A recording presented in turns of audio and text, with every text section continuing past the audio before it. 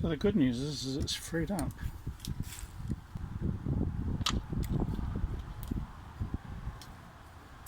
So the thing is, it's always in the needle bar.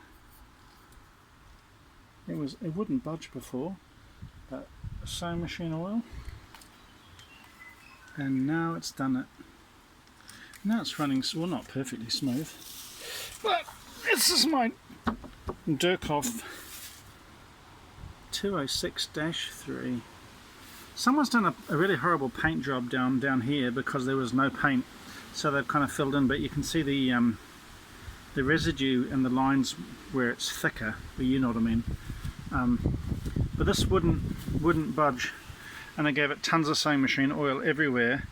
And it's very important to note that it's always the needle bar, and as you can see, the amount of rust in here, see, just coming down here, just here, it's virtually, well, it's almost always the needle bar is always the problem. So you always give lots of extra oil always around here, obviously, but it needs oil everywhere. But if you're going to have problems, it needs a spot of oil in here. You basically just cover. I know it can get expensive covering everything in oil, but I just have a drip tray or some newspaper, and God, I just cover everything, and all the holes up here. There's like at least 20 holes up here, and there's holes everywhere. Holes everywhere. Even a really huge one up here. I know I've already freed it, but I keep lathering it in almost too much oil.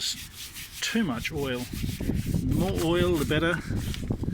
There's the lovely number that was painted over, and I scraped that 206-01441, and it's a Durkhoff 206-3.